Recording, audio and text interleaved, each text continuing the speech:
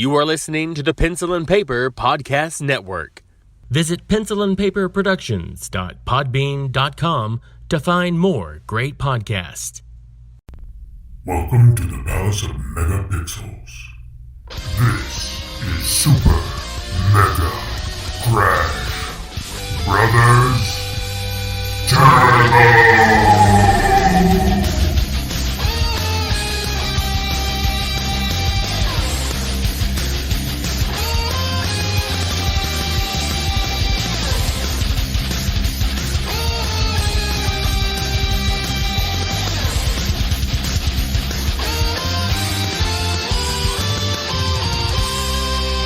Hello everyone and welcome to Super Mega Crash Brothers Turbo Anti-Corona Edition.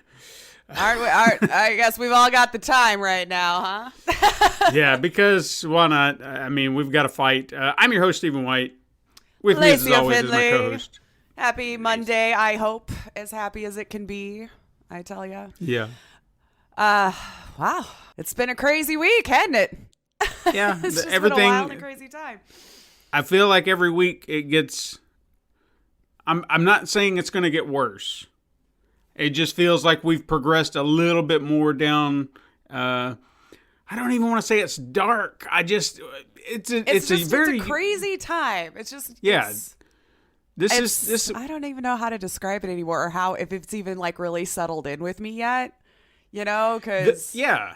Because there are times I can sit there and I feel like everything's business as usual and I got nothing to worry about. And I really can't say I have anything to worry about. I mean, I should.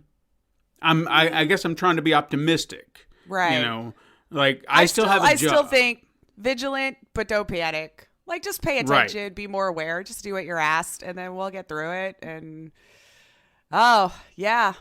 I hate to see it, though. But Right. I think it's a crazy time. I don't even know how to absorb it right now. It's a crazy time. No. But if you're one of the ones that's stuck at home, hopefully we can keep providing content to keep you entertained, if not for just an hour and a half or 2 hours each week. Try to And you know uplift what? the spirits.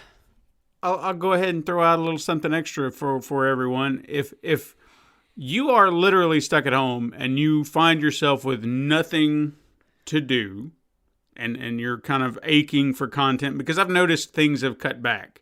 You know, you might not take it in at first and then you start realizing, like my YouTube videos, you know, I like going to YouTube and seeing something new, and I've noticed I'm not seeing as many updates throughout the day, and I'm just like, well, this is disappointing, but I understand. I think it depends on who you're following too, because I've noticed, like, I feel like I've seen an uptick in individual creator content.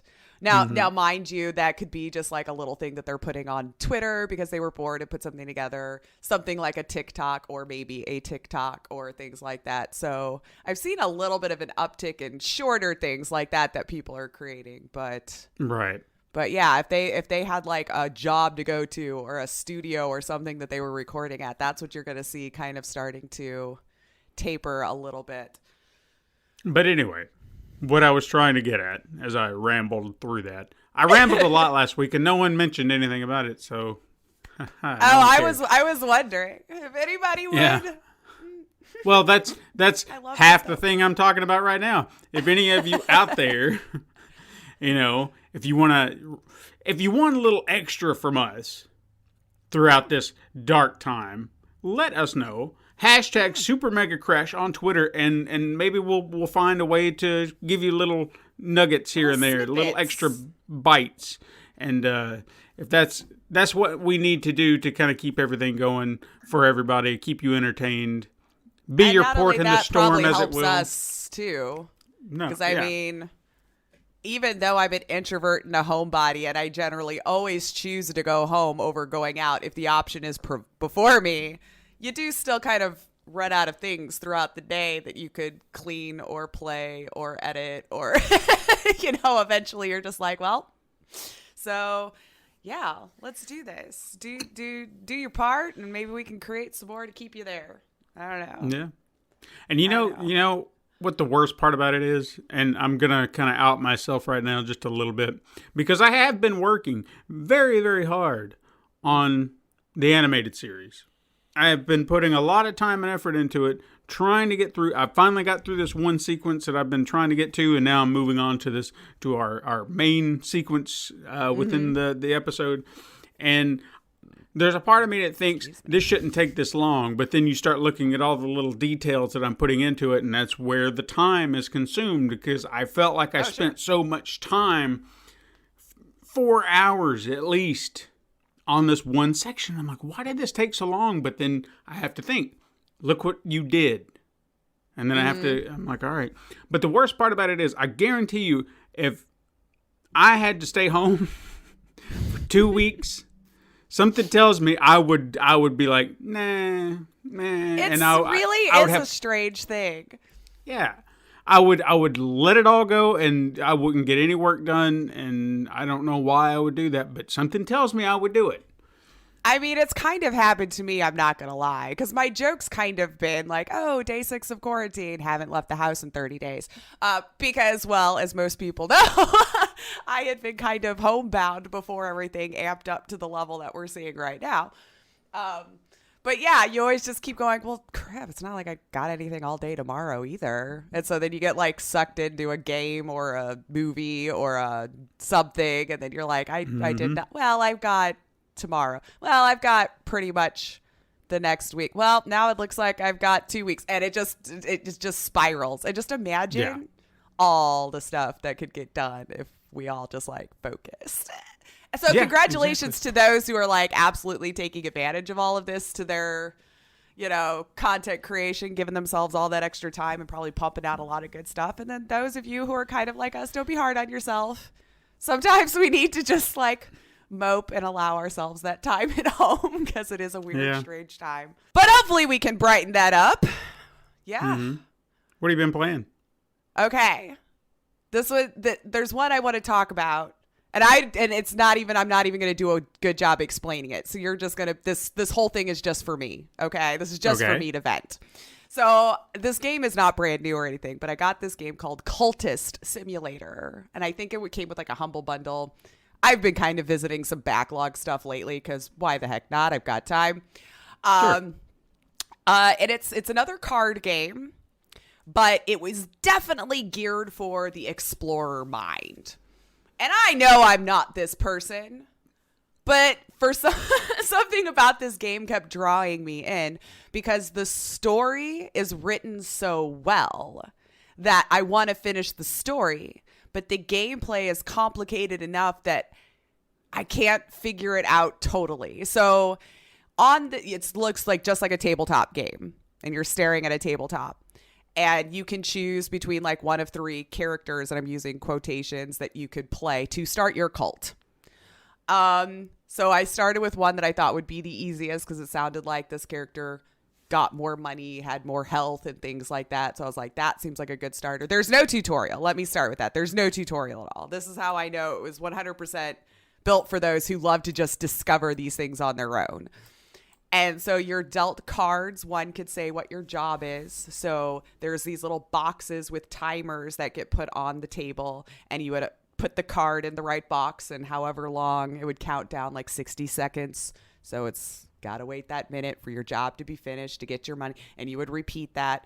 But as you're going through and discovering things more about yourself, about the cult, about the lore that they've created, these other boxes will start popping up randomly, like despair. Well, you have to feed it contentment.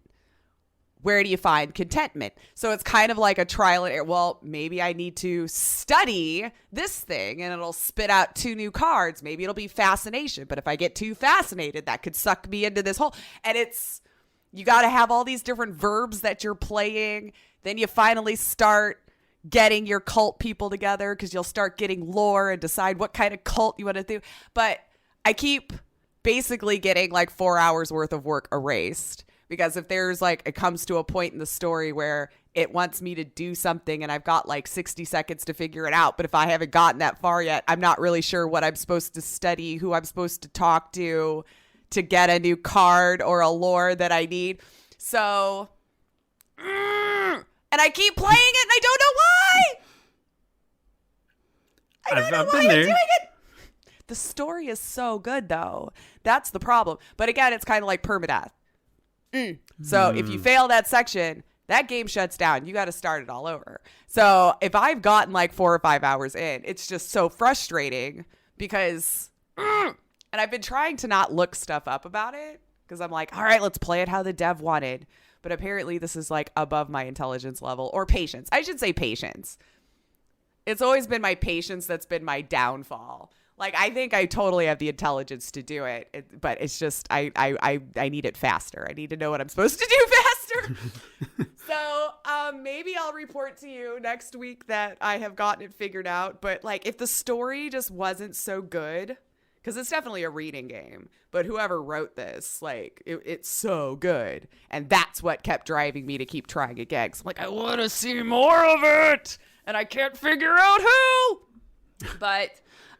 so if you've just liked yourself too much this week, I recommend picking up Cultist Simulator, knock you back down a peg or two, you know. Okay. Can't have you going too cocky into the week. So, and then you're like, oh, Lace, I played it. It was so easy. What were you talking about? And then I'll have to raise my fist in your general direction from 6 feet away. All right, then. But... But I also did play a bunch of demos, which we will actually be talking about a little later on in the show. So I did get quite a few games under my belt this week, but that was the one that I really tried to dive into and figure out. And I think I'm getting it. But then once I get to a part I don't know anymore, I'm like, mother. And so I'm like leaving it on pause because I'm like so scared the timers will run down. And I'm like, nope, we got to figure this out. Look it up. Why do you want that lore? I don't have that lore. And I don't know where to find that lore. Damn it. You know, and then that'll sit there forever. And that's been my week, just yelling at myself over lore.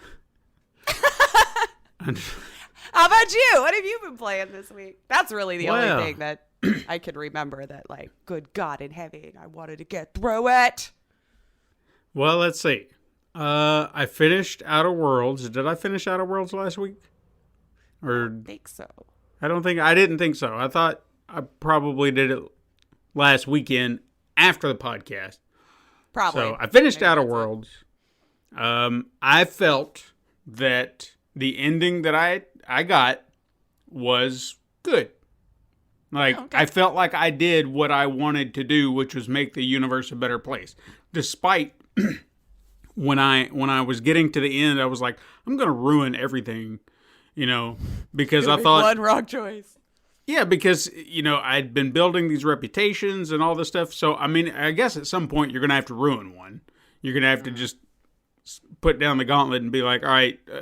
we've been doing this for so long, and I'm just not going to do what you want to do, so we're going to part ways here, and we're going to ruin this relationship completely.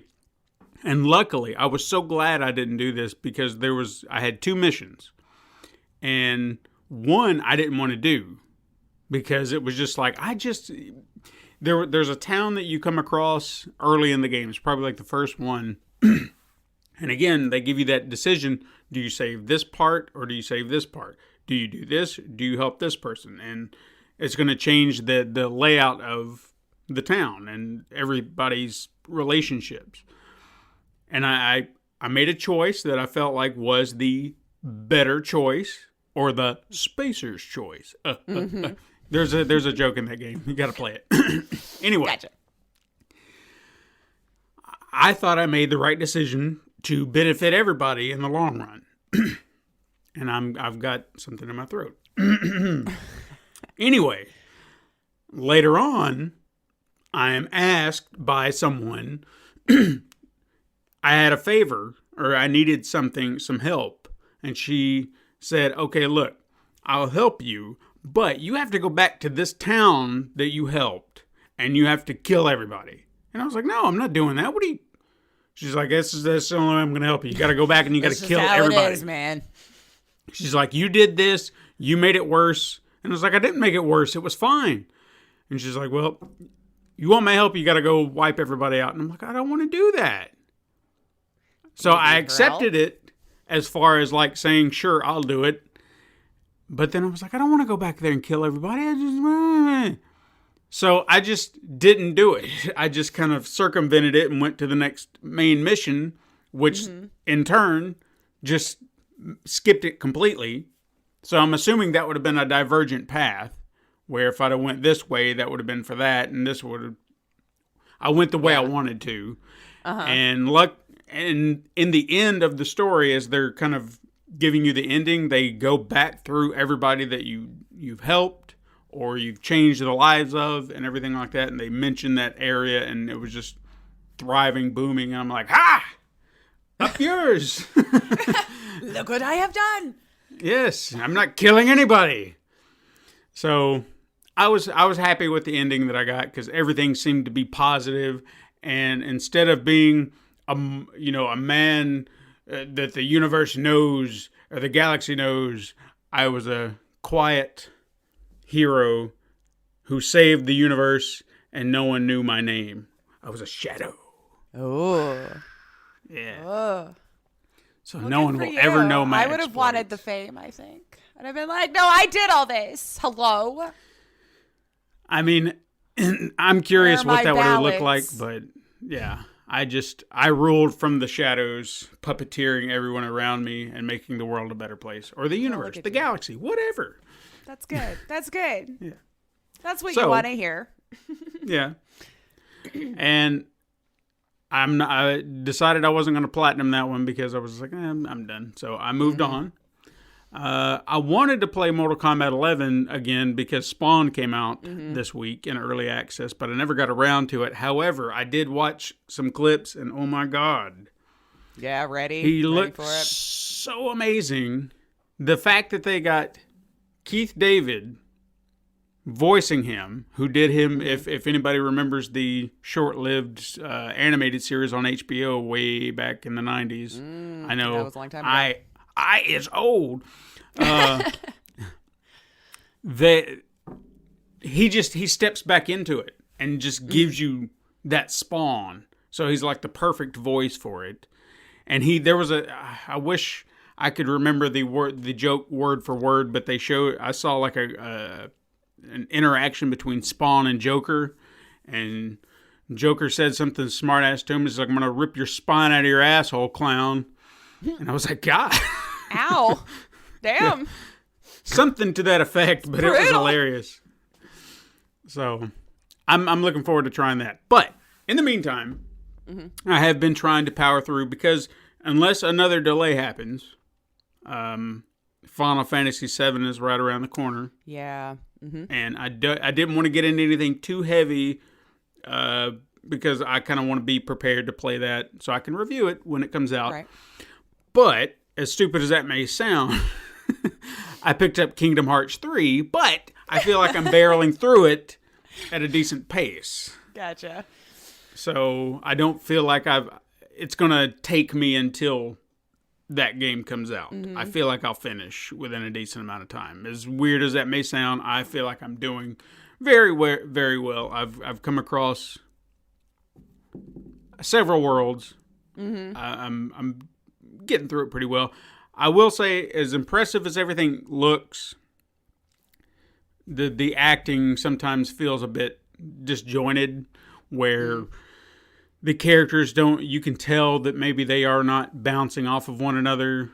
They just say these things. They weren't in the and same you just- room, and yeah. Yeah. Like, I will say this genuinely, and, I might be a fan. I don't know if I've ever openly admitted this on the show like it's a big secret or anything like that, but Zachary Levi does the voice of Flynn Rider from Tangled, and he came back and reprised that role for this game.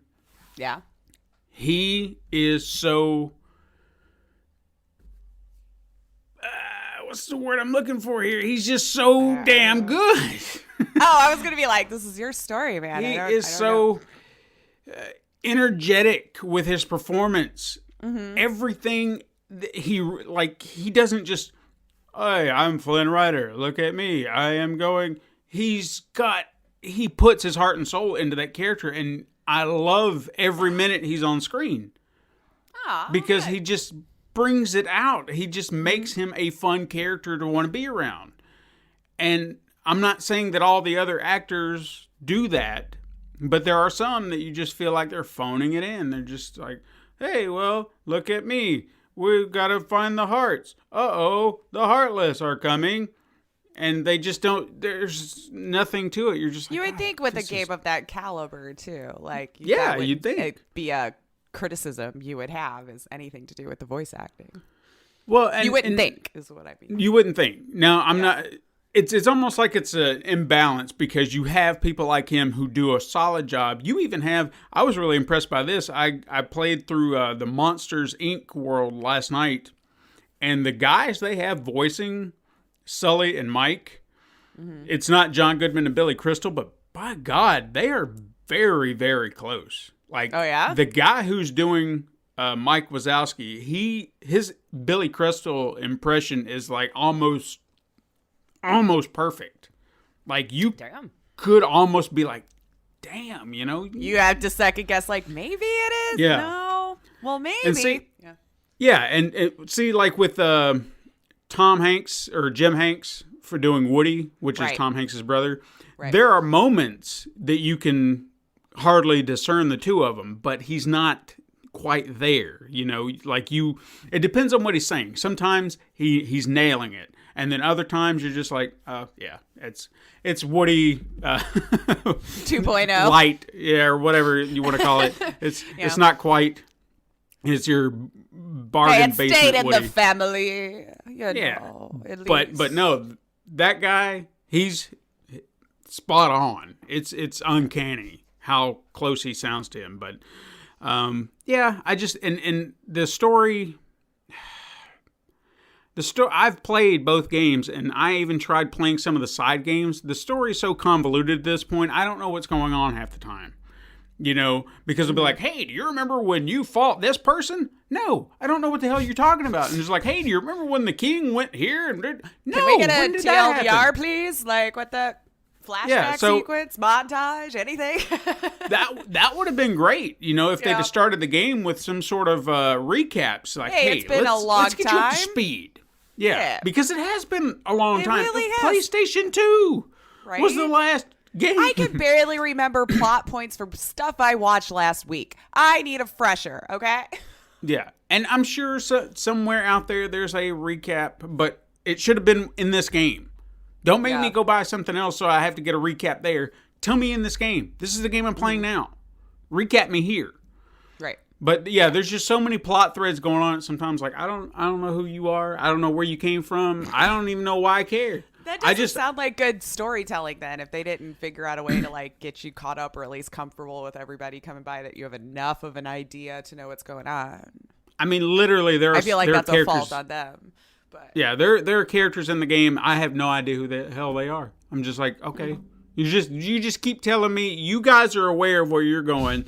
I'm just gonna sit here and you do your thing, and feel like next you're time we eavesdropping or something on your own game. You're like, I'm just gonna stand here and keep talking though, so I can. Next time we go to a new world, you know, hey, we're going to Frozen next. We're going to Arendelle. So when we get there, I'll be invested in the story, because then we're gonna be contained within that story, and I'll be excited. But right now, I don't know what the hell y'all are talking about. So.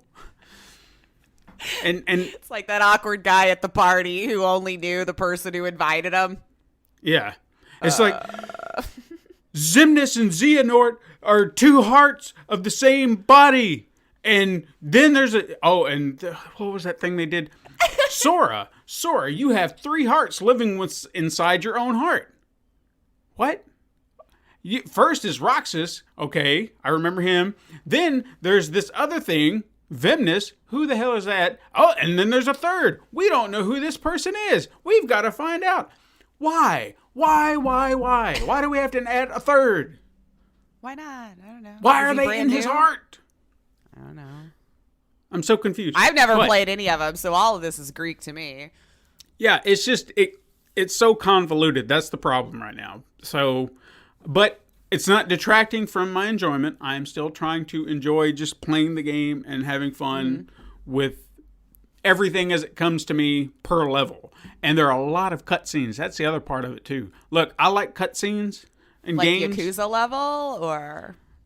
or Yakuza, however you're No, supposed yeah, to say it's it about properly. like as soon as you finish a level or even begin a level, somewhere in between, or 20 minutes. Yeah, it's just like put your controller down because you're going to be here a while. I'm just like, my God, I just want to play the game. I don't You know? mind that, except for when it's like even with David Cage games, because sometimes the cutscenes seamlessly go into the gameplay. That's when I miss QTEs, because I've set it down going, all right, I'm going to buckle in and watch this scene, and then an X will pop up and you're not even touching your controller. You're like, damn it! Yeah, I got to don't watch get me that wrong. whole thing again. Don't get me wrong. I don't have a problem with cutscenes, but space them out a little bit. You know, allow me to play the game a little bit, then give me a cutscene. Give me a break. Then cutscene, then bring me back in.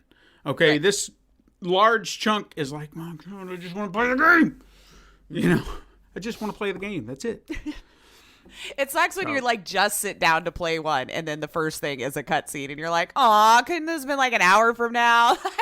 Yeah. Like, I'm ready to play right now. I like games that'll throw you into a tutorial action. It's like, here, now you're in the game. We'll get to the cutscene in a moment. Let's just start here. Okay, great. And then I can get a feel for it. And then they'll end it with, oh, something bad happened. Or, oh, look where we're going now. And then the story unfolds. Great. Fantastic. At least I got a taste of it at the beginning. You're not, because this one was one of those cutscene for 20 minutes. And I'm like, Jesus Christ, I just want to play the game. So, It's that's like, I feel what I've like been a lot playing. of them wanted to make movies. Oh, yeah, for sure. So, well, you know. Surprised I didn't hear about any Animal Crossing. You got a Switch now, and Well, that's Katrina that's does a big have Animal deal. Crossing. Okay. She did buy it. I have not. She just started playing it. I think You're probably last not night. going to get to now. Yeah. So, I mean, I will probably play it at some point. She's got to probably- sleep sometime, man. Yeah, Just saying. years down the line. Because, I mean, she actually bought me a game for the Switch just because she thought, she's like, oh, well, you want something? And me Look at personally, that. She's sharing her toys. That's good. but I haven't played it yet, and that's why I felt bad, because I was like, well, buy something for you. You know, I've got Right. this game to play. I've got that game to play. I mean, I do want to play it. Don't get me wrong, but Yeah. it's just like, I've got all these other games to play. But she bought Link's Awakening, and that was one I really wanted to play, but I've just not made the time. And then if I do make the time, she's playing it, so it's just, right. I don't know. Yeah. You might just have to stay up one night. I don't know. Yeah, We I don't might know. be fine. Now's the It time was to be meant- irresponsible. We'll play games all night long, sleep to whenever we want. This is the first time we all have our own curfew. So just, I guess, take advantage of it while you can and try to look at the bright side. For sure. But all right, well, with that, we actually had quite a bit of news, believe it or not, this week. Really? All things kind of considered. It's all going to be like smaller stuff, but I think would lead to like good conversation with us because I know us too well. It's a 10-hour show today, guys. Buckle in. I'm joking. Oh boy. We could see. Hey, you're all staying at home. You Right? got time. Until you get tired of listening to my voice, but here we are. So a little bit of news here. Most people were pretty excited. Also met with some backlash. GameStop sold Doom a day early. Obviously, coronavirus related, it seems like, is taking over all of our news. And since it's been changing our way of life, what I assume GameStop was going to do, wanted to do it a day early since, as we have reported already, and most everyone is aware that Doom and Animal Crossing both shared a release date. And we have talked about the wonderful union that those two fan bases had brought together. So one of the things that they had said was due to, spatial distancing or social distancing. I don't know why spatial, I guess is fine too. Social distancing and not being able to put more than 10 people in one area. They didn't want both of the fandoms showing up on the same day and possibly having a line and all of this kind of stuff. So some people who ordered through GameStop got Doom a day early. Everyone else who ordered it, I'm sure, still got it at the same time. So, of course, you had a couple of different things spawn from this. One was Animal Crossing people. Can we have ours a day early too? This is not fair. So you kind of divorced this wonderful community, and I was a little sad about that because like it was so beautiful. But two, as you can imagine, people were going, GameStop, why the hell are you even open? You're not an essential business.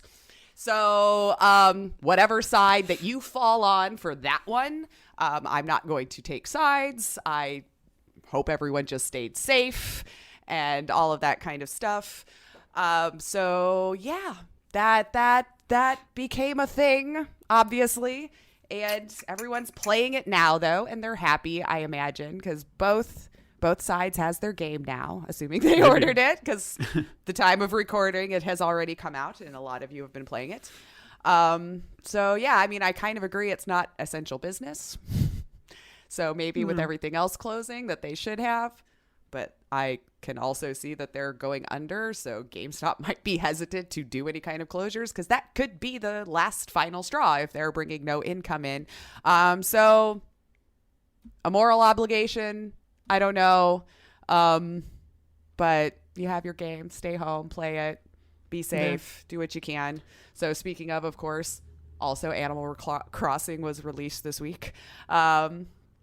But why I put this in the news is that some fans might have gotten an unexpected delay to Animal Crossing.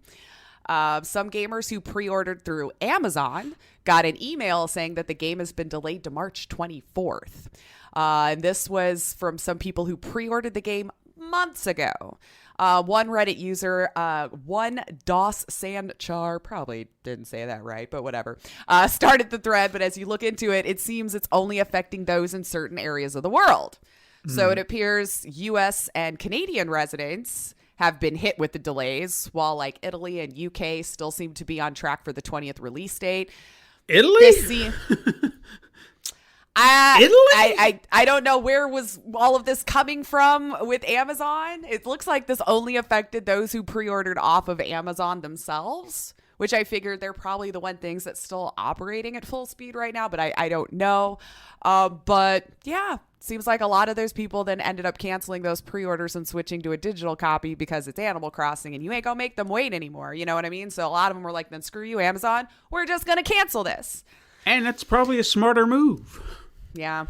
I mean, it would have been delivered to your door, I guess. I mean, I guess I empathize with those that are kind of like me. You know, you want the physical copy for certain things, you know, whatever it means to you. Some people want that physical copy now. Knowing the fandom, they might still go get that physical copy later on, but they were too impatient to wait because right now, again, we've all got a lot of time, or a good chunk of people have a lot of time. So, but it doesn't seem like that was the only one that was met with a delay if you pre-ordered.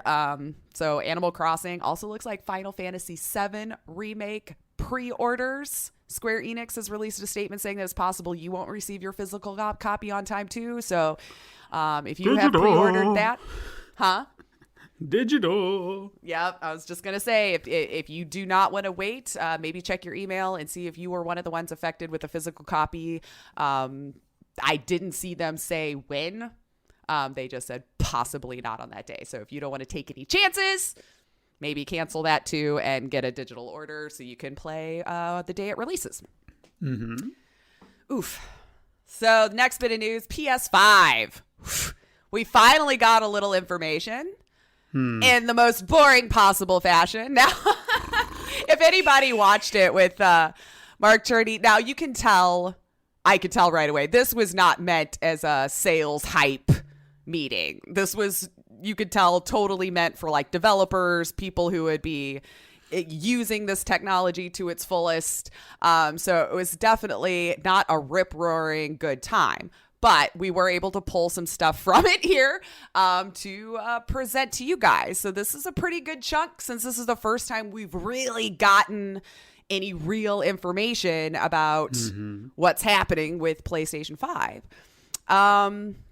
So it seems like first off, it's also toting its own 8-core custom AMD Zen 2 CPU processor. Now, a lot of these numbers I'll be throwing out. Some of it I had to look up. I wanted to try to explain it the best I could because it seemed like I noticed a lot of the same questions from we may not typically understand what a lot of these specs mean, which is fine. We just want to play them and we want it to look good and run fast, right? So So this one is that, but the clocking speed for that is 3.5 hertz, which is a variable frequency. Their custom GPU is also an AMD RDNA2 architecture hardware. So it's saying it'll provide 10, well, I think the specific was 10.28 teraflops and 36 computer units clocking in at about 2.23 hertz. Now, what does that mean for us? So since, again, like I said, I saw a lot of people going, oh my God, we're getting teraflops. And then I saw the same amount of people going, but what is really a teraflop? I'm not, So to the best of my ability, so typically the rule of thumb is the higher the number, the better, right? For performance on console or PC. So gigahertz is now what measures the processor's clock speed. T-flop, the teraflop, is a measurement of a PC's performance. So for the mathematical measurement, a teraflop has the capability to process 1 trillion floating operations per second. So this is how fast it's all going back and forth. So the number attached to the teraflops means it can handle that amount per trillion every second. Did I make it more complicated? Probably. Just know it's fast. It's way faster than what we've had. But it's also promising 16 gigs of GDDR6 RAM and a custom 825 gigabyte solid state hard drive, which is promising faster load times, of course, as we've seen that demoed a little bit a while ago, and faster gameplay. But one of the larger tech updates, which we already knew, was the SSD storage for the console's main hard drive. So again, kind of pointing back to that Spider-Man tech demo, right? And showed how they did a side-by-side and that the load time was just insanely fast in comparison to the PS4. Mark stated in the conference that the PS4 took 20 seconds to load a single gigabyte of data. The goal of the PS5 SSD was to enable loading 5 gigabytes in a second. 1 single second. Think about that for a second. We're getting insanely fast here. It will support USB drives as well, but it appears it will be mostly useful for backwards compatibility of PS4 games, which is, again, what he is saying will be possible for PlayStation 5 is playing PS4 games. They did not say since the beginning of PlayStation, just the last gen. So they'll still do Blu-ray. You'll still get an optical drive.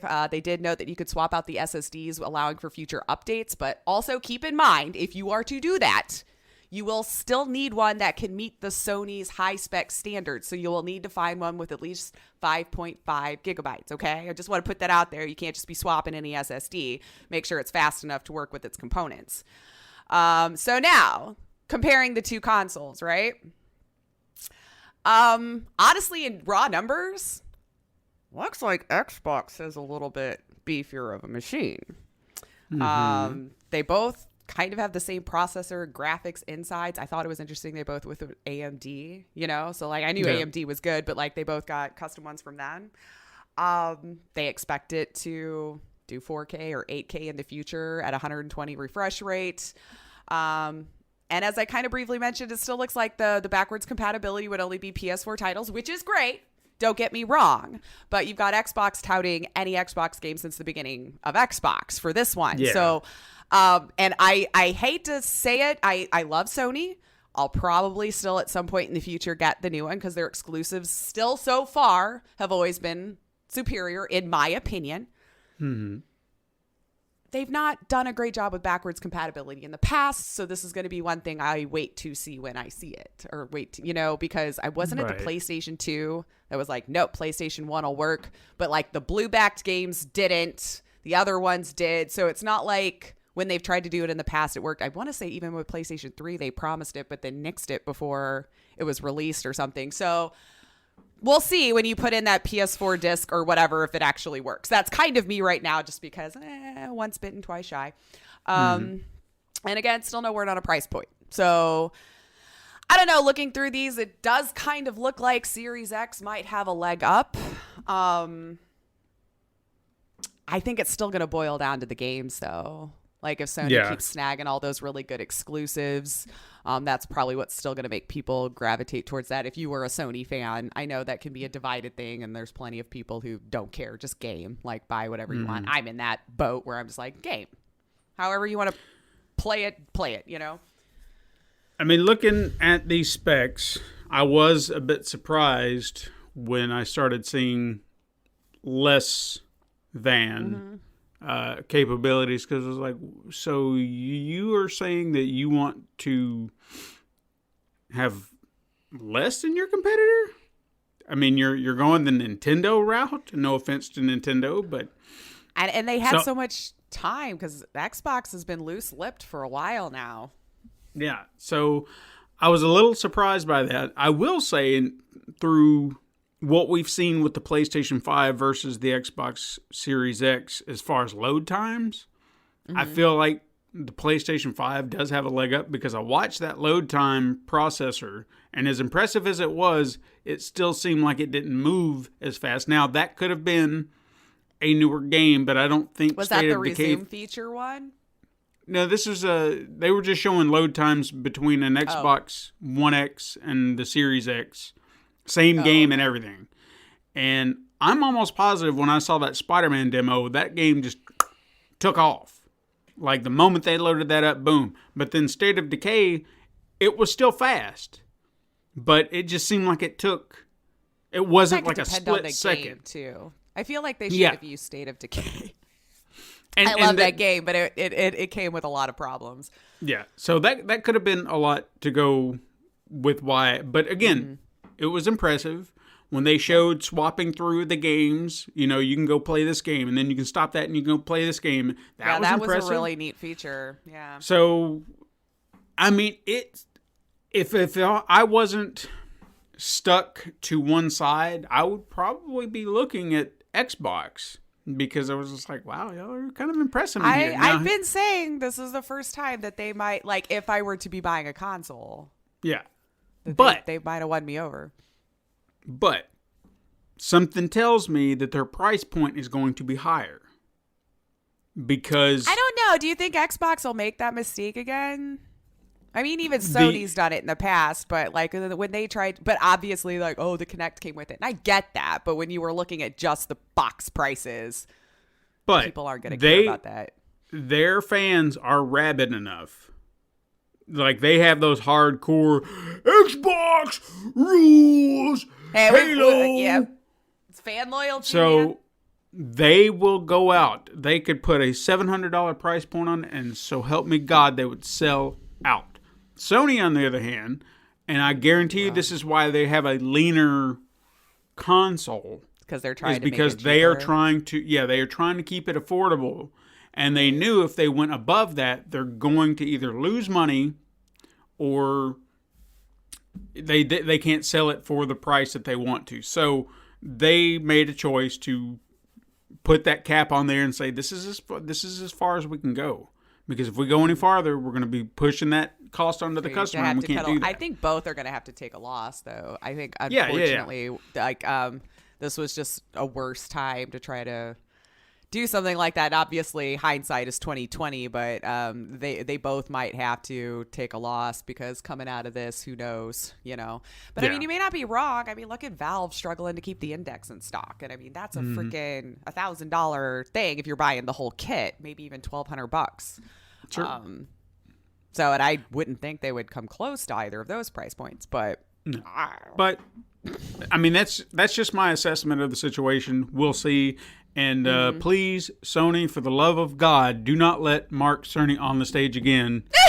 Hello. You knew it was going to be a live stream. I struggled to figure out if it was like really him up there, or like a robotic version, or a graphically made version. Like, it was just like, remember like was it the Coca-Cola guy, Max or whatever? Oh yeah, Max Edrum. Like, for some reason, like it kind of skipped a few times, and the way his voice skipped, I was like, did they just like digitize him? Could he not do it? And everyone's like, no, that was him. And I'm like, are you sure though? Because like, do humans talk like that? Like, I was so confused. And even his voice, the octave shifted every now and again. He'd be like, hello, we're talking about the PlayStation 5. Yes. And you're like, I what the couldn't shit is finish going it. on? I will admit, I had to get notes later on because, like, I watched like 45 minutes, and I'm like, look, I know if I just focused, but he's putting me to sleep, man. Like, it was just so calm. But we're so used to gamers by the time we see the live streams of these things. They've got some big hype guy up there, you know, and get you real excited. So when we're just seeing something so technical, we're like, man, this isn't exciting. Well, it wasn't meant for us. I get that, but this is what we had to get right now. Yeah. So hopefully they'll come up with something more exciting and fun for closer to whatever they decide to let us know a release date. Sure. But moving on, I know COVID's taking over everything, but NVIDIA is actually trying to help. And I thought this was interesting. So if there's some of you out there that were wondering, how could I kind of help even though I'm social distancing or maybe being forced to stay home? If you're a PC gamer, I might have something here for you. So NVIDIA came out this week asking for help to fight the virus through the use of your powerful gaming PCs. You can donate unused GPU clock cycles to help improve their knowledge of the coronavirus. According to the article I was reading, by using folding at home software, PC gamers or anyone with a powerful PC who wants to help can donate spare clock cycles of their graphics cards to a globally linked network of PCs, basically a supercomputer.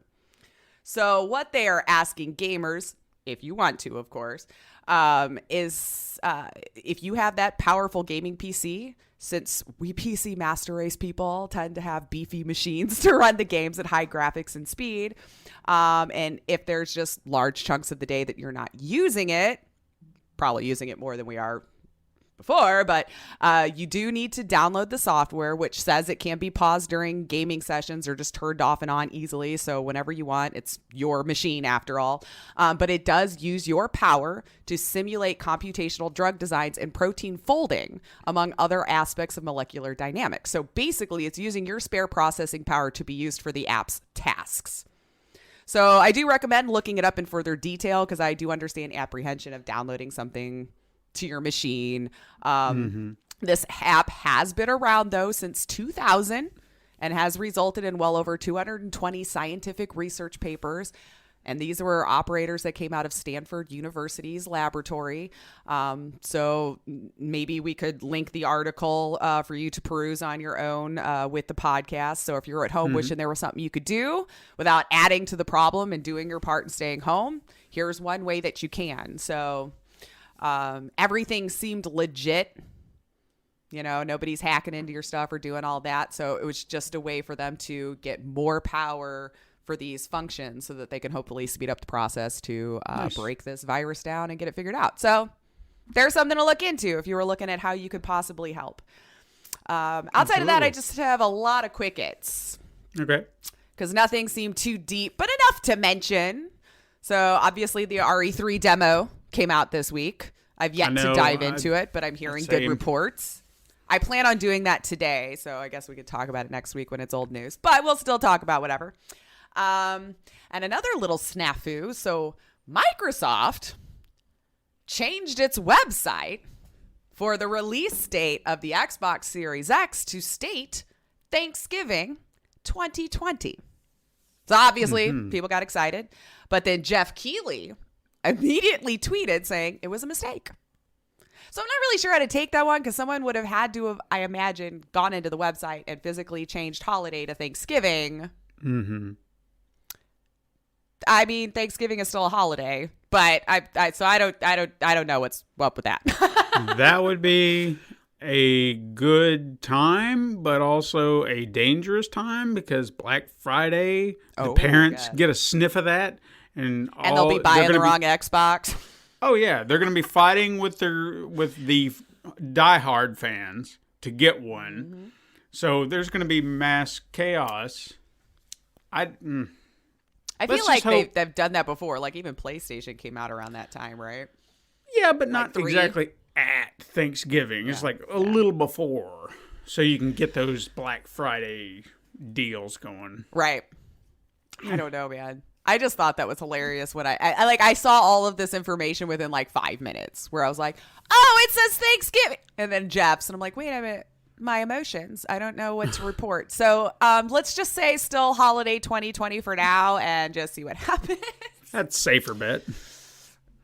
Be sure to check out this gaming website this week, guys. Itch.io, itch.io, has some indie devs that have been awesome enough to offer their games for free or at an extremely heavy discount.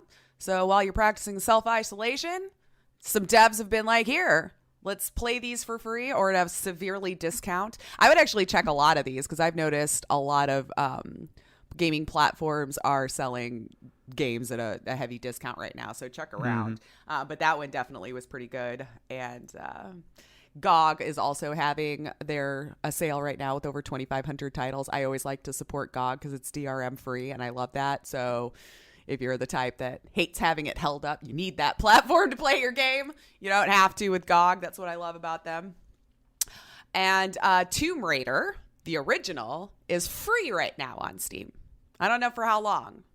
So if you want to never play the first one, it's now free that you can download off of Steam. Like OG Tomb Raider, like blocky. I think it is just the actual. I downloaded it today. It's the first of the new series. Ah, okay, gotcha. So I was about to say they're throwing it so back. I guess like yeah, a $30 value in. in today's money. Yeah, yeah. The first you can find that one for free everywhere. So sorry, my apologies. The first one in the new series here. Bernie Sanders said he would learn to play Minecraft if one of his team's TikTok videos got 6 million views. I mean, if only he could get, the nomination, then I could care a little bit more. I just didn't. I thought it was funny that, that was a tool he was using. But of course, the video talks about his policies and stuff as much as you can and talking about the Green New Deal. And then they'd be building trees in Minecraft or planting trees, like however you do it. It's all like with the axe feature, it looks like to me when I played it. So if you feel like watching Bernie play Minecraft on his Twitch page, go share his TikTok, I guess. Not to get too political, but honestly, the fact that he always seems to get the shaft when it comes to this nomination, because this is twice now. America is not as hip as they want to sound like they are, because the fact that you have the hippest old man in the history of the Democratic Party running, and we always go back to the safe bet. Oh, that's easy to point to. Young people love to talk about things online, but they don't like to actually go and vote. That's always been the problem, I think, with him. He loves to get people excited, but they're not the ones who will actually go out and do anything about it. So I think that's been the thing, Yeah. So it's just, if you're a young person, go participate. Don't be part of the problem and say it doesn't count, because it does. I'm sorry. But again, for whoever you feel convicted to vote for, I'm not trying to advocate for one or the other, because vote your convictions. Yeah, but if the younger generation would actually go out and vote, all of their votes together, combined, oh my God, things could change. You hear that? We could do a whole other. Maybe we should do one of those podcasts just for fun. Yeah. Yelling at young people. Listen here. And I'm tired of getting lumped in with you. No. Super mega old Crash Brothers. Right. Listen here, kids. Pull up while I tell you a tale of a landline phone that was hung on a wall. No. And Anyway. it used to go. I know. That was the sound. If you had a bunch of nines in your number, I ain't calling you. All right, moving on. Steam's Games Festival is now live. You now have more than 40 demos that were originally planned for GDC and the Indie Mega Booth that you could be downloading now, which we'll be talking about some of those later. So if we remember, they did this last December around the Game Awards, where they, for a limited time, you could play a lot of the demos from those that won. So with GDC being canceled, let's spread the word about these games and go download those demos, man, and try to support those devs around the world. As you know, they didn't get the audience they were hopeful to have, so let's try to do our part. If you are a fan of indie. One that I was just going to touch briefly on, but I'm just going to tell people to go look it up because I thought it was an interesting read. PC Gamer released an interview with Gabe Newell this week. And he did like a little dive, and he doesn't do a lot of interviews, so it's kind of interesting. But believes that The Matrix might be closer than we all think. So I recommend giving it a look-see because the way he broke it down, obviously not in the same vein. We're not getting stuff plugged into the back of our head or anything like that, but with the strides being made with VR, and clearly he's been dipping into that market. I think it's an interesting read, and I'd love to keep an eye on what his plans are with it for the future. Mm-hmm. Let's see. Overwatch announced a new character. The name is Oh my Echo. God. Who cares? I think it caused problems. I don't know. I just assume everything does these days. But this character is a robot. It was announced apparently in BlizzCon 2019. Probably got overshadowed by other stuff that BlizzCon was dealing with at the time. But if you go to their Twitter, you can find the origin story trailer that they dropped on March 18th. So if you're an Overwatch fan and wanted to check out the new character headed your way, there you go. Get salty all over again. Sorry. You can get PS Plus right now for $38 on eBay while supplies last. I like to tell people of all of the sales going on right now. And apparently, if you already have a membership, it will just extend it 12 months. So I think that's about half off. Usually, like $60 or so for the year. So not a bad price.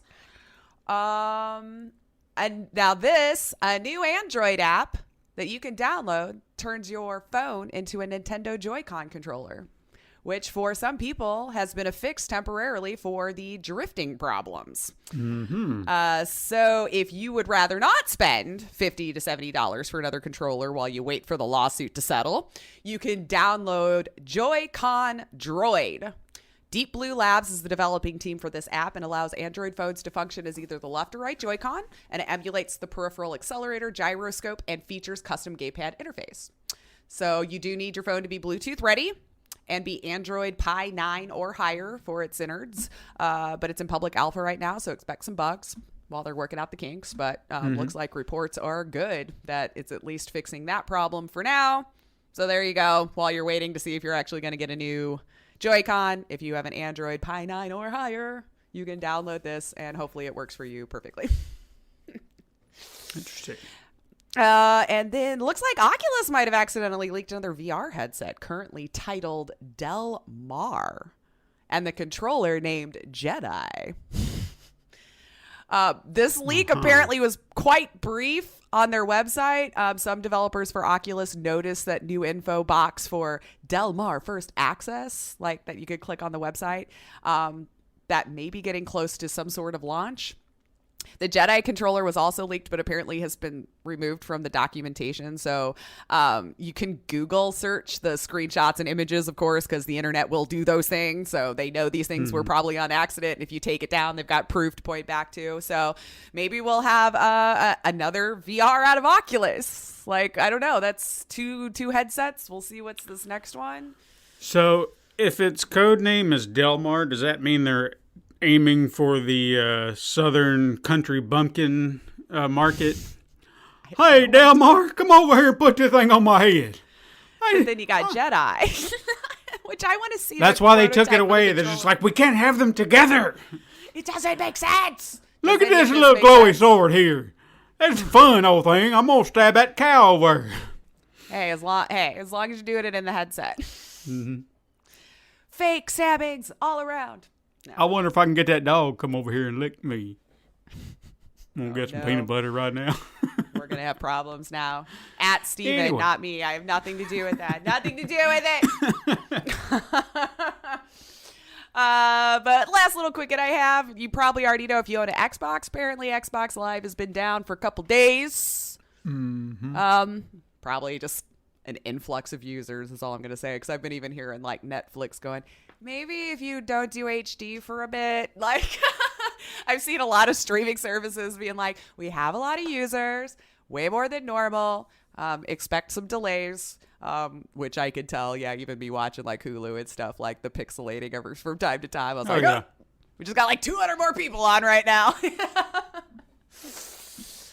Oh, man. But with that being said, I actually did not have a truth or trash this week. It seemed like there was just so much going around that was just getting straight up confirmed that I was going to wait till the next one when I did a deep dive or something on whatever, because I kept coming up with one and then they'd confirm it like a day later. I'm like, I'm tired of writing this all week. So you know what? The viewers suffer that. But I do have a few for Name That Game.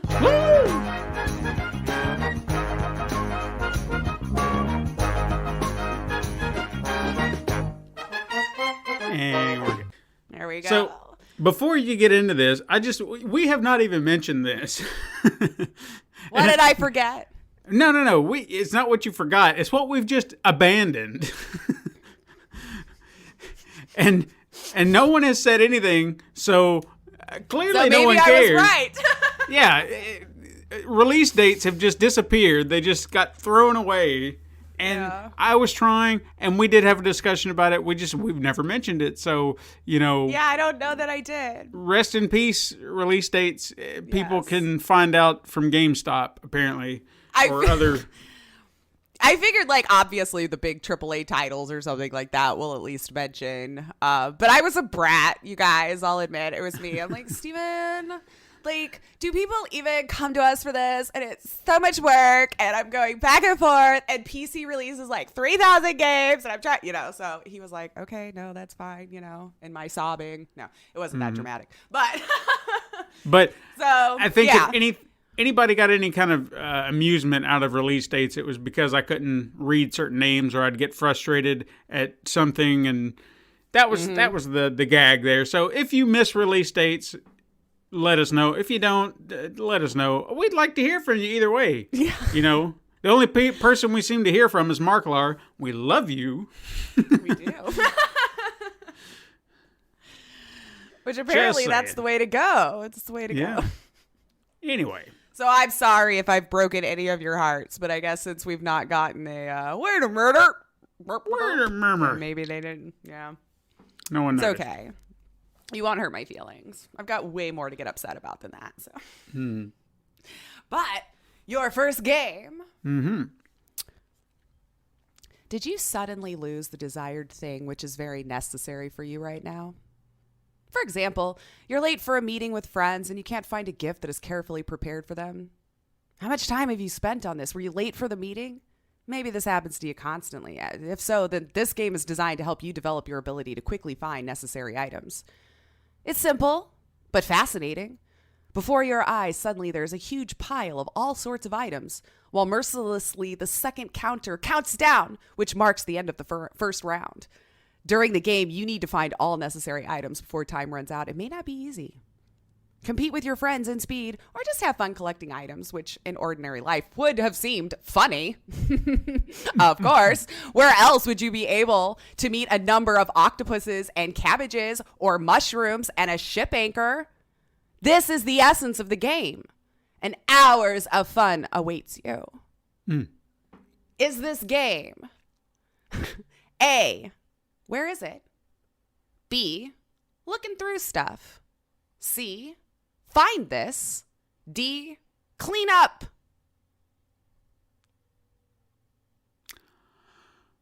I'm going to go with A, where is it?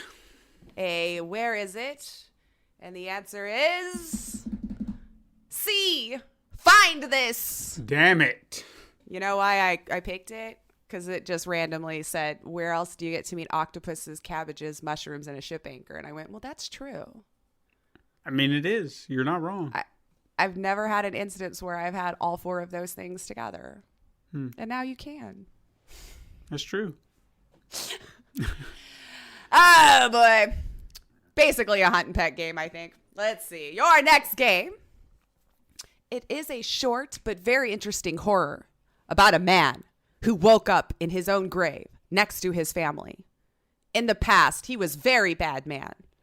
He is confused and cannot make choice between good and evil. Our goal is to help the protagonist to make choice between good and evil.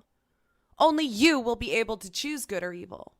And only you can decide his fate between good and evil. The game have multiple endings, or rather two, good and bad. The ending in this game will depend on your actions, good or evil. Just say two. Anyway.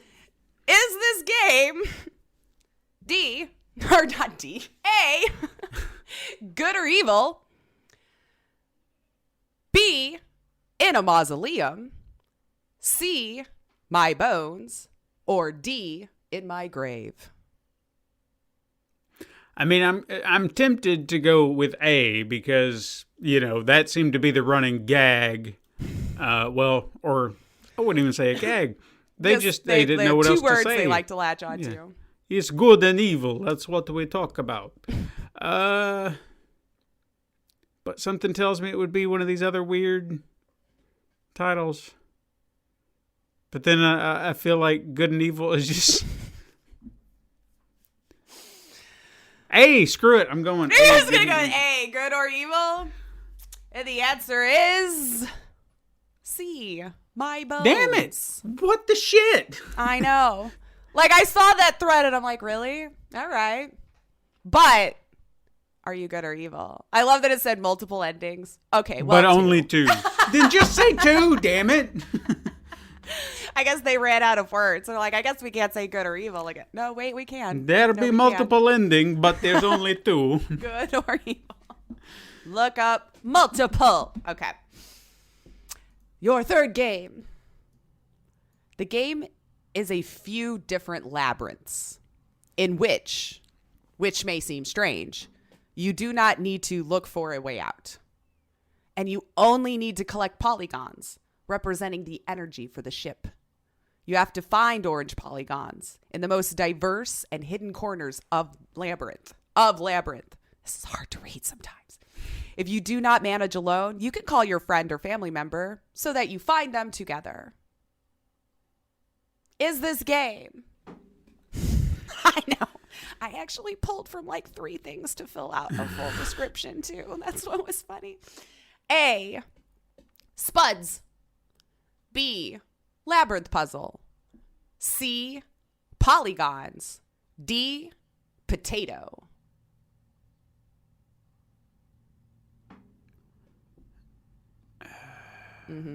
Yeah.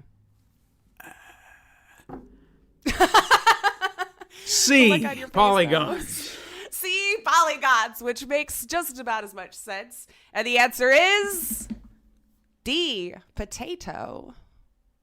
That makes no sense. No, I struggled to find where potato went in. So I threw in Spuds because I thought you were going to go, but potato doesn't make sense. So I'm going to go with potato. So I'm like, but I'll put Spuds.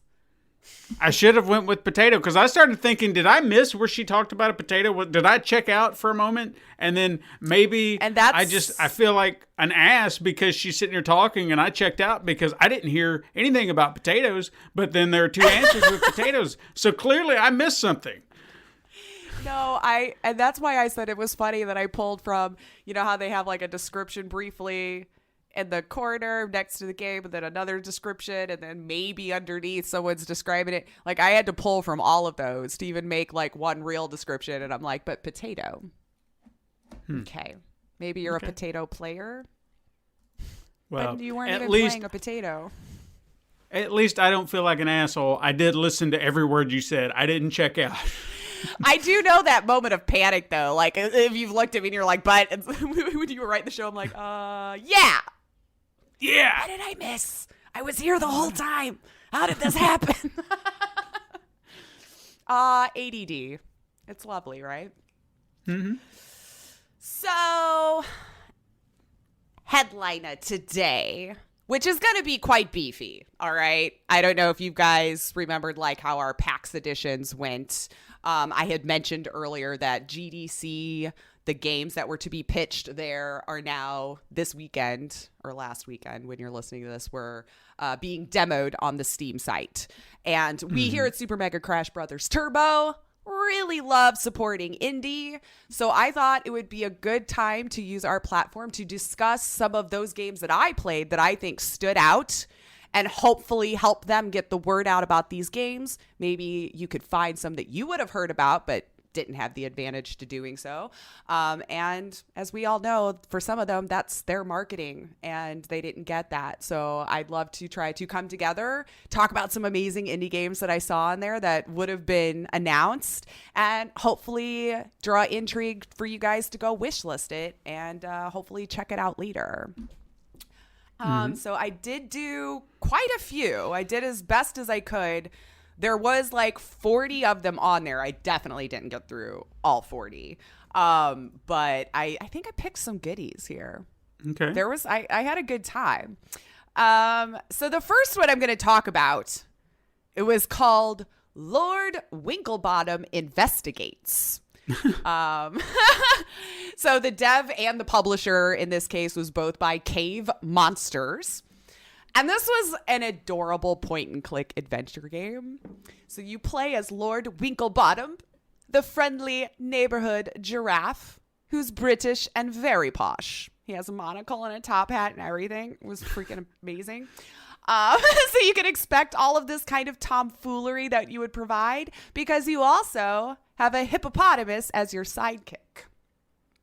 Okay. And the way that it's drawn, it's really bright and vivid and colorful and just, I mean, the whole thing makes you smile. Just the situation in and of itself was ridiculous. And just having this very posh British giraffe and a hippo that are sharing tea in the beginning, talking about, you know, what they're about to investigate and all of this.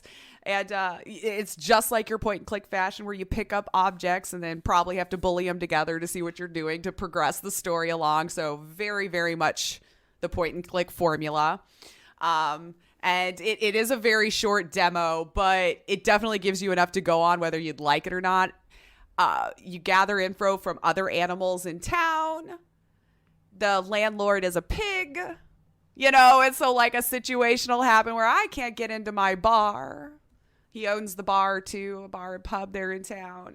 My keys are locked upstairs. Who's going to help me? Oh, I bet you it's the tall giraffe, you know, just like situations like that. So yeah, you'll go throughout the town, talk to the different animals that are there, gather information about what you'll be investigating next to advance the story. It's British. It's adorable. It has a pirate seagull. Need I say more? So definitely go check that one out. Watch the trailer. It was so cute. I mean, the name alone was enough for me. Winklebottom. Lord Winklebottom. Right? As soon as I saw that title, I was like, oh, well, yeah, I'm going to stop here. Mm-hmm. Of course. And then when I saw the graphics and how it was drawn and everything, I was like, this was fun. This was fun. And do keep in mind, everything that I'm mentioning did not say a release date yet. So as you would know, most of the time they pitch these things and then it might come into early access soon. Sometimes it may be a year from now. So I just want to keep that in mind too. If there's one that I'm saying, you're like, ooh, not yet. But go wish list it. Go wish list it on Steam. Yeah. Because they'll let you know when it does come out. And if hopefully you were watching this last weekend too, because if you were one of the ones that wanted to go check out the demos, a lot of the devs were live streaming them on Steam too. So if you wanted to be able to talk to the developer in real time, that was a really cool thing that I saw a lot of the devs doing throughout the weekend to kind of show off their game as well. So, which I thought that was really cool. I've been seeing more developers live streaming their games on Steam. It's been kind of cool to see. Mm-hmm. The next one, which I'm only going to put this out there because I hope they addressed it. So this is me not trying to trash it, but it's called We Should Talk by Insatiable Cycle LLS and published by Whitehorn Digital. It does start off with this waiver to let you know adult content, adult material, but that's as far as I got because unfortunately I was unable to interact with the menu screen. So I'm really hoping that was addressed. It still wasn't today. I still couldn't get it to work. Maybe you could extend that demo if you got it fixed over the weekend. Whitehorn Digital, because I do really want to check it out. It was just unfortunate. And when I went to the Steam discussions page, it didn't look like I was the only one that was having trouble playing that demo. So I hope it's figured out because I really do want to try it. So I'm going to say, check out We Should Talk and see if they've extended the demo because it does look like one I'd like to check out. If I could get it to work. Okay. It was very unfortunate, you know? Mm-hmm. But another one here, Superliminal by Pillow Castle Developing Team. They also published it. This was also a nice short one. So it takes anywhere from about 10 minutes to maybe an hour if you're the type who likes to take their time and peruse everything. If you like puzzle escape room type games with a pretty hard Stanley Parable vibe, then you'll probably really dig this. I don't know. Did you ever play Stanley Parable? I don't think I did, but I do remember it. Like the name is clicking something. It's been around a bit now. Remember. Yeah. It was a really fun game, definitely puzzle centric, but had lots of humor where you had like the narrator talking you through what you were doing or berating you for doing something silly or whatever the case may be. And there was different outcomes that could happen for that game as well, depending on how you wanted to take the path. Did you listen to the narrator and do what you were supposed to, or did you go off and do your own thing? So this has very much that same vibe. And I believe this demo has been out for a long time in early access. So it was definitely a lot different than what I had seen in trailers. So it looks like they've started maybe wrapping it up towards the end game. But Perception is the name of these puzzles. So as you are grabbing objects, it is first person. So as you're grabbing objects, depending on how you situate them, like to your vision in the world, depends on how big that object will become. So, you know, if you're looking at your thumb and you could like look down a distance and it looks like your thumb is bigger than a building. If I dropped my thumb there, my thumb in fact would be bigger than that building. Or if I picked up that object and brought it really close to my face, it would make it tiny. So you can manipulate things like this based on the perception to try to figure out the puzzles. Huh. So also be sure to look at everything, because sometimes it was a really small thing I needed to look at from the correct angle to make things make sense. And sometimes objects would reveal themselves if you looked at something at a certain angle and bam, all of a sudden you've got this new thing. So, I mean, there really isn't a ton to report except for I think they've got a really unique hook to this puzzle game. I thought that was really interesting to mess with your perception. And just as I was getting mad at myself, I realized I was like hiding a thing for me. I just like noticed like a line on a wall when I put a box to make it bigger so I could climb. And I was hiding the solution for myself the whole time and had no idea. I was about this close to giving up because there was no walkthrough for this particular demo. You know what I mean? And I'm like, am I really that stupid? Am I really just this dumb? Like, this is what I'm telling myself right now. Until I saw that line. I'm like, wait a minute. And then started to back up. And I'm like, up, you know? And so things started to do that. So just be sure to look around at everything. Because if something seems off, that might be part of the solution. So definitely check it out. And it's just, it has a very loose little storyline there. Your person wakes up in this room. You're in a somnosculpt. So it's like for sleeping, like they're in your sleep world. So the first thing you do is you're plopped into this room. You sign a terms of service agreement, which is totally fitting because you can't read it. Like, it's just there, and you click on it, and you've signed it, and it's just how it is. This is how we live our lives in games anyway. So then your orientation will adapt you to the eyelids system, eye-lids, which is their interactive lucid induction dream state in which you can retain full consciousness and control. So that's kind of your loose storyline to, I guess, bring you into the fact why perception can manipulate all of these things as you're moving throughout the game. It makes sense. You're in a dream. You should be able to do all these things. And so yeah, you wrapped it up pretty nicely. I definitely recommend wish listing that. Again, if you're into like puzzle games, escape games, or hell, if you were just a huge fan of Stanley Parable, I think you would really dig this one. So Super Liminal by Pillow Castle. They developed it and published it. It's really cool. I thought it was a unique little thing. Yeah, definitely sounds like it. And it was nice and quick for me. Probably took me 30 minutes. It probably should have taken me less. I don't know. But once you knew how to do it, you could breeze through it. But the next one is, and I'm probably not going to be able to pronounce this right because I don't know how to pronounce whatever the O is with the two dots above it. So it's called Roki, but the O has those two dots. So if you are in the know on how to pronounce that, just like fix it for yourself because I don't know how to say it. How about Rocky? Maybe. But I really have no idea. I'm sorry. But Polygon Treehouse is the developing team published by United Label. Now this was a gorgeous game. My God, it was so gorgeous. The art kind of reminded me how The Long Dark was drawn, but like definitely like way more colorful. Maybe a little less realism to it in just the characters. If you can consider that with The Long Dark. But it's very atmospheric. There is a puzzle element to it, adventure story.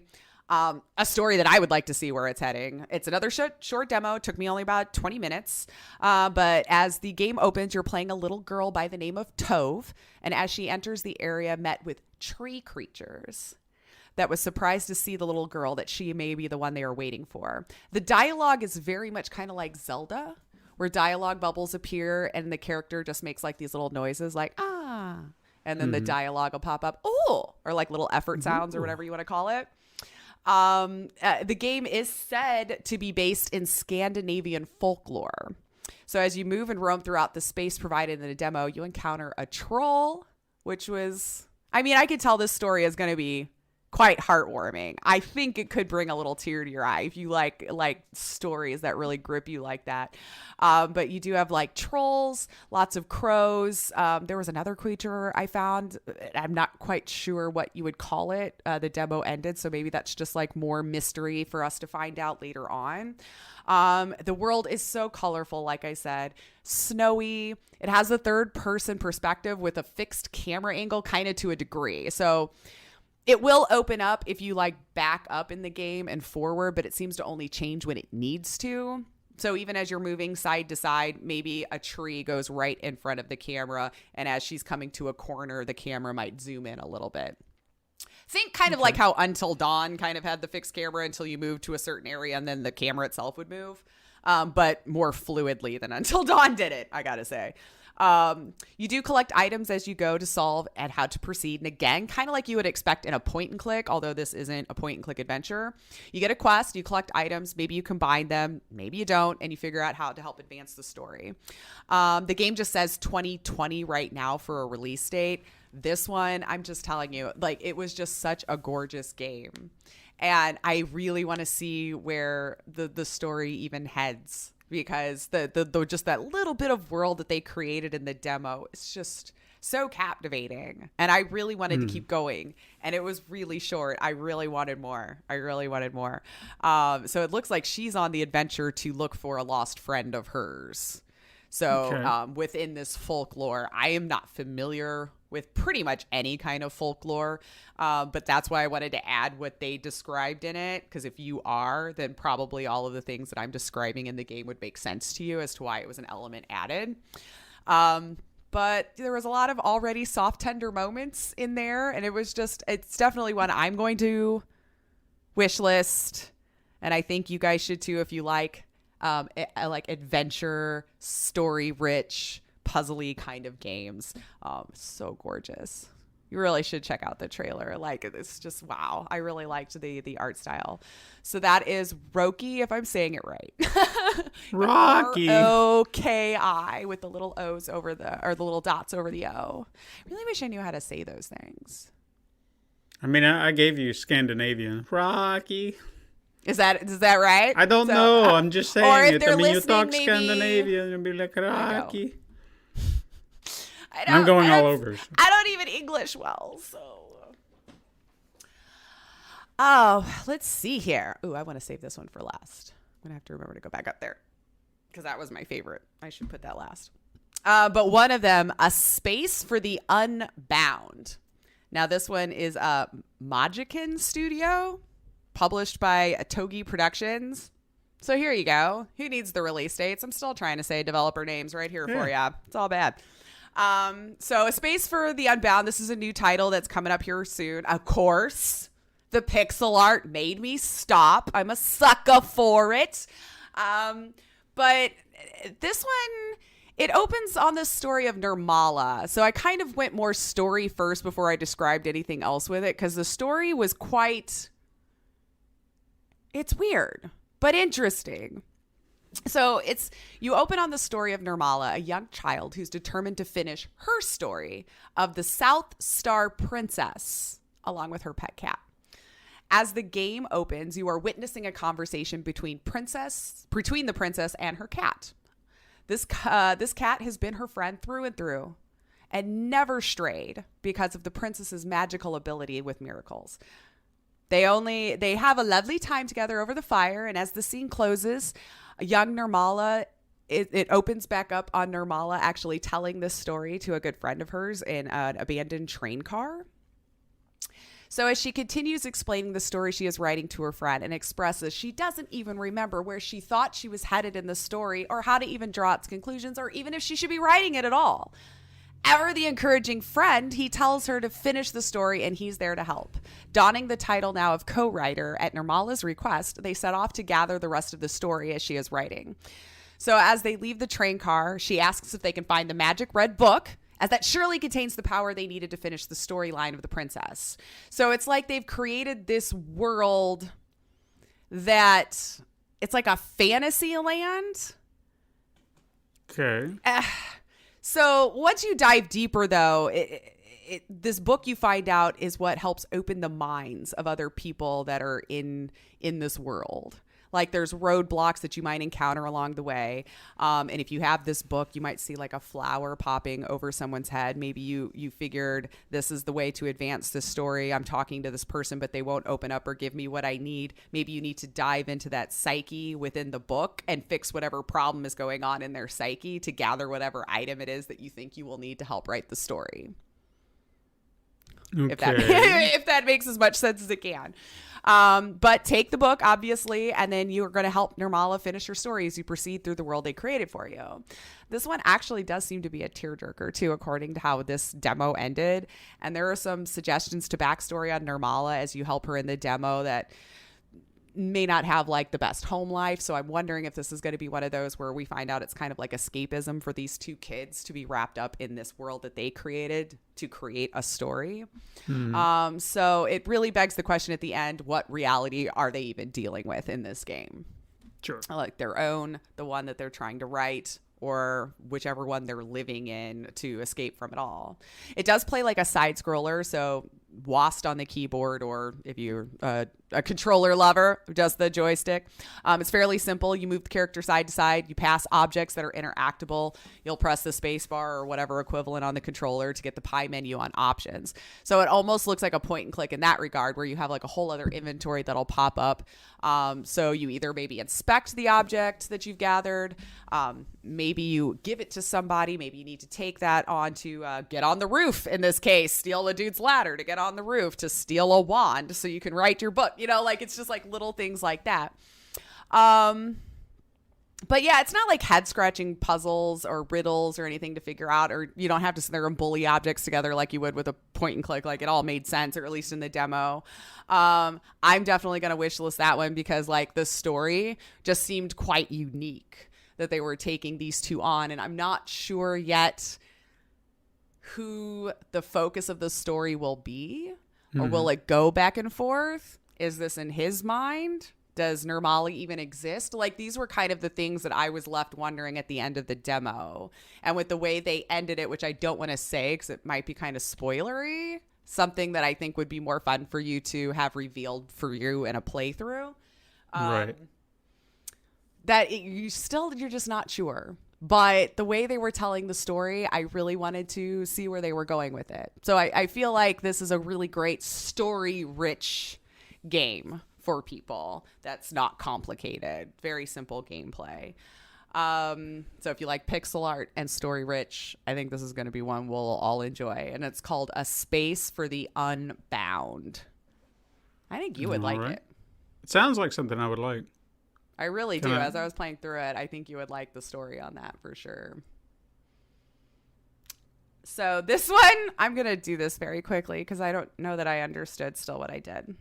Okay. So it's called Resolution, but it has two I's, T-I-I-O-N. Okay. And this is by Monolith of Minds, published by Deck 13 Mayflower Whisper Games. Probably want to shorten that a little bit. So if I'm totally honest with you, I have no idea what was happening or what I was supposed to be doing. There were pixel graphics, so I stopped. I slashed enemies that didn't attack me, and there was a large giant sand cat that I'm not sure if I was supposed to be attacking. I did, and it won. So it does appear to be a puzzle game, which I didn't crack. I think this was definitely meant to be like, here's your situation. Go figure out what you need to do. And that's fine. That's fine. People like games like that. But it's definitely like, looks like a little pixel, like ninja-like character that has swords, and it's from the top-down perspective. Kind of like how you would look at Hotline Miami, right? That top-down, and as you move, then the world kind of moves with you. So when it first opened up, there was I thought were maybe little enemies. So I was like, all right, attack! And so I did, but then they ran away from me. So nobody was attacking me. So I started to feel like, was I just bullying these people? Should I not be killing them? Because now this seems rude. Nobody's attacking me, and I'm just killing them. The objects in the universe can be kind of, some of them can be destroyed. So you are collecting stuff for your health or for your stamina, because you do have like a dart option that you could do to make you kind of push real fast if you're trying to get out of the way. There's probably more that happens along the way. I just couldn't gather enough info to see how much further along I could get in the demo. If you've played it, I even watched the explanation. I watched the trailer. I'm like, I don't know what I'm doing. But that might, like, if you love to explore and just figure out how a game was meant to be played on its own, this one might be the one for you to look at, because it was drawn well. I did like the graphics. The music was good. I could tell they wanted maybe a little bit of a nice pace to it and everything. Do keep in mind, again, a lot of these could change. So I should have probably put that at the beginning of this piece. Like, some of these they could be totally different by the time they're actually released. So if that was your intention, developer was like, hey, she just didn't get it. That's fair. That's fair. Not every game has to be for me. But you can check out old Let's Plays, or even a trailer for the Steam page might give you a better representation of what the gameplay is.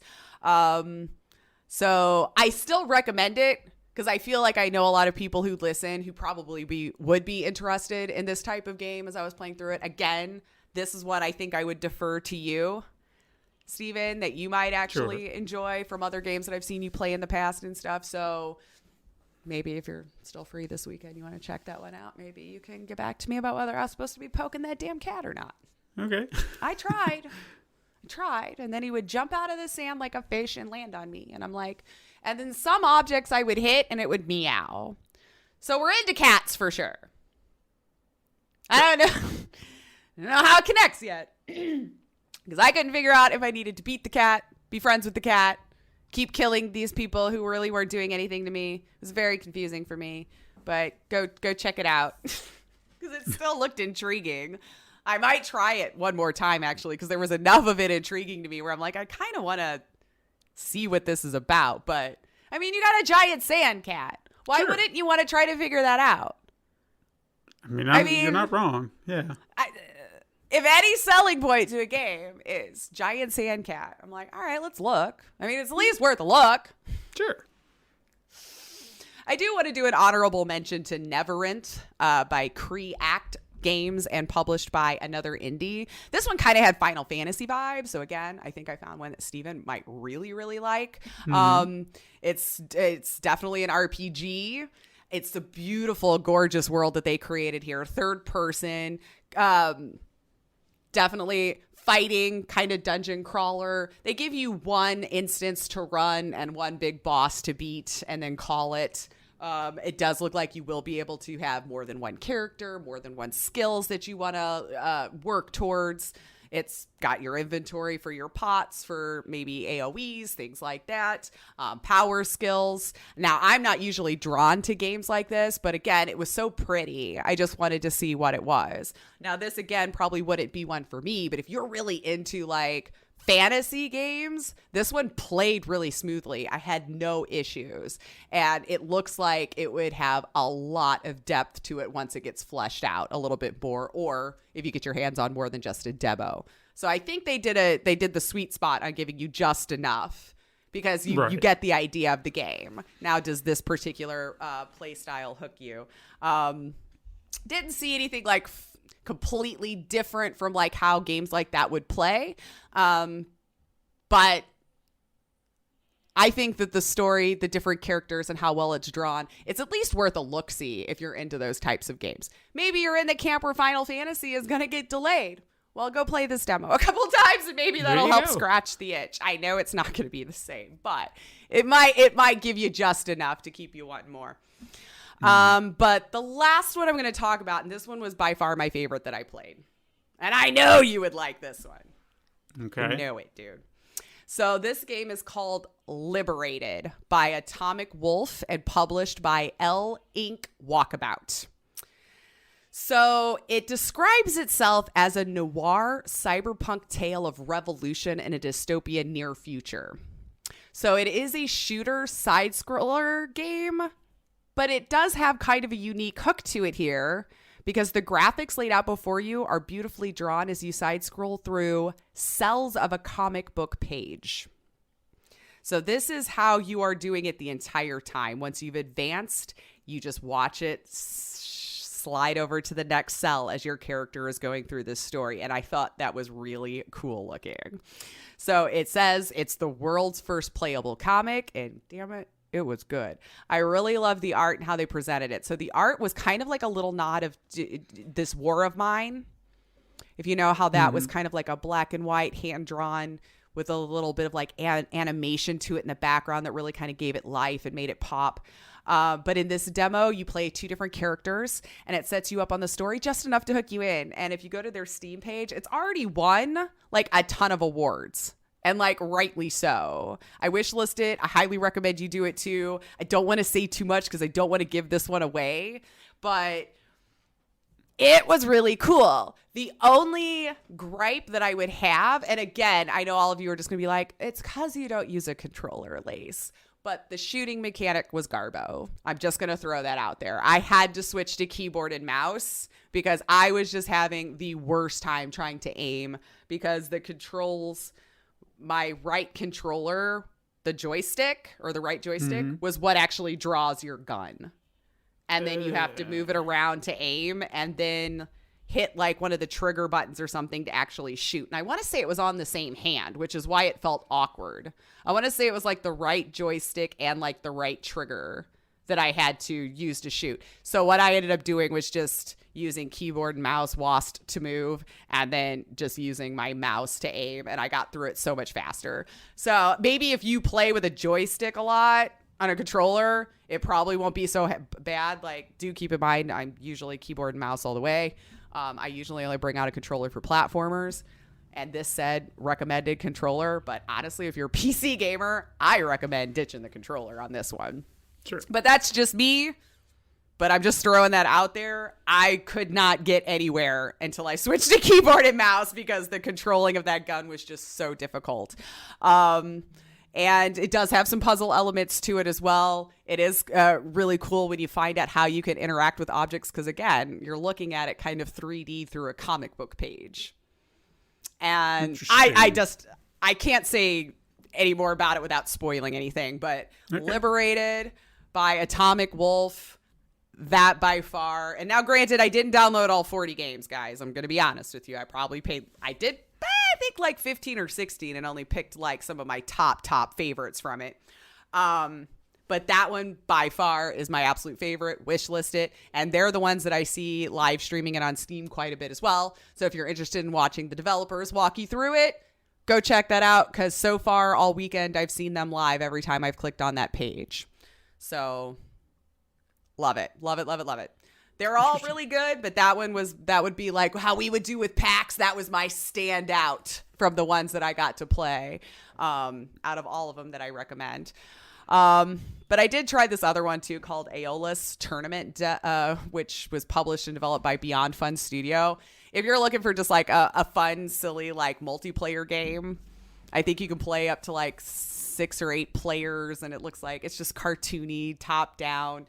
Like you're on an island and you're just trying to kick each other off into the ocean and beat each other up and last person standing kind of thing. So it was like a cartoony, you play with friends. You could play against AI, which is what I did. But if you like those kinds of games, that was kind of a fun one to look up to. Just kind of like a sock 'em, bash it up with your friends kind of game. Very colorful and the artwork was well done. I didn't play that one for very long because I got the point of it pretty quick, but there you go. I was like, I don't feel the need to keep playing this for over and over and over again. And that might be it. Yes. Well, I want to touch on a few things that you didn't bring up in Quickets, which I was kind of expecting, but I thought maybe you would throw them in here, but I guess they separated off at some point. But Nintendo released a bunch of indie trailers, it seemed, like a bunch of games that are coming to their platform. I just wanted to touch on a few that kind of caught my eye. One was from Hello Games. I don't know if you remember them. Yeah. No Man's Sky. The No Man's They Sky released something debacle and called Redemption. Yeah, they released something or a trailer for a game called The Last Campfire. Now, I would personally, I think I have heard about this, but yeah. at some point, I think this game would have caught my eye. But for whatever reason, when I looked at this, I was like, I've seen this already. The character design, the gameplay, everything about it looks so familiar that I've seen this. I've played this. I don't want to play this anymore. I want something new. I want something fresh. Not the same design, same aesthetic of every other indie game that's trying to sell. Look at what we're doing. We're like this game. Yeah. You know what I mean? I'm not saying it's not fun or won't be fun, but it just looks so familiar. Yeah. So I'm kind of about it. There was one called I Am Dead, which it was just more of an announcement, but the design aesthetic reminded me a lot of Donut County and things like that, where they have the animals and everything. So might be fun depending on where we go from there. What was the other one? There was one called Baldo, which seemed like an action adventure RPG. And if you're familiar with, I guess the best way to put it would be Studio Ghibli films. The game Ni no Kuni that came out on the PlayStation 3 and they remastered it. It's got that very anime-esque style. This person seems like they tried to emulate that style, or that studio tried to emulate that completely, because it looks like that, only it's like, oh, it's like Studio Ghibli. It's not quite Ghibli, but it's, it's there. And then finally, this was a big announcement, which I was surprised at, but we technically didn't get a release date, but we got a window. Cyanide and Happiness's Freakpocalypse is coming to the Switch. Summer 2020 is what they said. Just the Switch? Well, I'm assuming it will be PC and Switch, but they did give a summer 2020. Yeah, you would hope so. Well, that's good. Because, that was a crowdfunded thing, so I would hope at least PC is included in that. But now, there you go. So finally, we're getting, for all the people who've been so angry, and then, of course, they were even kind of, I noticed on a message board, they were just like, we will try our best to accommodate anybody who wants to make that switch. Like if you had a PC, because it was supposed to be PC only and now it's coming to the Switch. It's like, we're not sure what the logistics are, but if we can, we will. If you want to go to the Switch, we'll move you to the Switch. But they can't guarantee anything right now. So interesting that they would decide to go to that first. Yeah, I wouldn't have. It's got to be both. It's got to be both. I would imagine, because if you've already been working on this for a few years, and I would assume not for the Switch, I feel like you would have probably been closer to the PC one. But what do I know? I don't know. But this puts a lot of frustrations to bed, I would hope. We'll see. Yes, hopefully. But yeah, that's all I got. I just wanted to touch on a few of those. I almost forgot about it actually, because what was it? 3 years ago, at least, that I remember playing the demo. 2018, yeah, is when we got to play it. Well, 3 PAXs ago then, so however that equates. But yeah, I think it was the first PAX we went to. For me, you might have, because I know you were a backer or whatever. I don't know if you guys had demos or anything to play. That was kind of the reason I wanted to go over there, is because I was like, well, shit, I paid for this. I want to see how you're doing. Let's go check it out. Yeah. Is my money going to good places? I just wonder. I hope they just didn't keep running into a bunch of issues, because it seemed like the demo we played. Of course, now I don't know how long the game was supposed to be. Granted, if you're doing the right thing at a PAX, your demo is going to be short. You're going to time it out to, at the most, 15, 20 minutes, which I still think is a little excessive for a large con like that, but the longest it should be. But was playing well. It seemed like they had the story, so I don't know. I think it might have come down to, and this is just from my own personal experience of creating stuff, you have an idea, and then once you hit this one spot, you think of a better idea, and you expand on it, and you're just like, what am I going to do here? What am I going to do here? And then it blossoms, and you're just like, shit, I want to make the best thing. Now I got to start. Yeah. So now you've got to figure out how to do that. Yeah. Well, be patient with them, guys. Looks like at least you're getting some snippet, and hopefully it does still come to PC, because I feel like if that's what you were initially promising, you need to kind of stick to that. Oh, yeah. I have no doubt it's going to come to the PC. I don't think that's it's a happening thing. I think they were just saying, we know we didn't announce this initially, but if you prefer so maybe that, it'll be we'll try. Also. Yeah, we'll try to do that for you if we can. Nice. Yeah, I mean, Switch has been one good go-to place for indie if you don't have PC or anything. So I still support it. Sure. It's what I really dig about it. If I didn't have a PC, that would be the console I would get, honestly, just for that reason, because it has a lot of indie on it. They do. But yeah, go check out that festival on Steam. Go support those indie devs that didn't get the opportunity to do their presentation for the games that they're so lovingly trying to put together and get out there, your passion projects. I only touched on a handful of them. I believe, like I said, there was about 40 plus that you could have checked, and there is a specific indie mega booth section too. So if you want to make sure you're going straight to those obscure ones, go check those out. I highly recommend it. Hopefully you get your hands on it. I want to say today is the last day for it. I'm not sure what time they're going to cut it off, but hopefully you've been playing them, or if nothing else, I'm sure the tab will still be there and you can look through them, whether you can play a demo or not. You can see which games were to be announced in GDC. But outside of that, that's our show. You can hit us up sometime on Twitter at SuperMegaCrash, or send an email at supermegacrash@gmail.com. You can find us on Instagram to view the weekly icon art that Steven put so much time and love into. And you can support the show by liking and leaving reviews on your preferred platform, and even going to patreon.com/pencil and paper productions.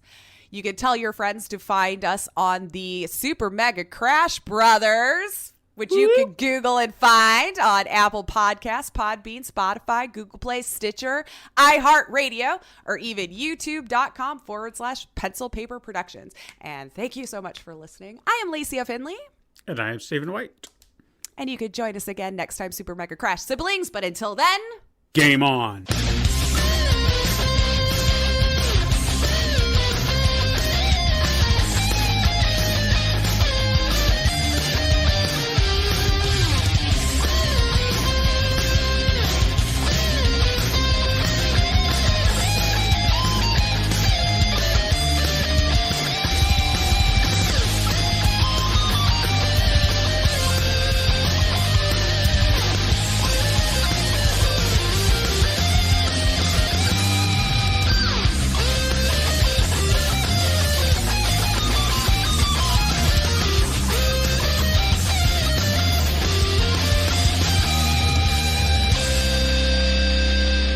This has been a Pencil and Paper Podcast Network production.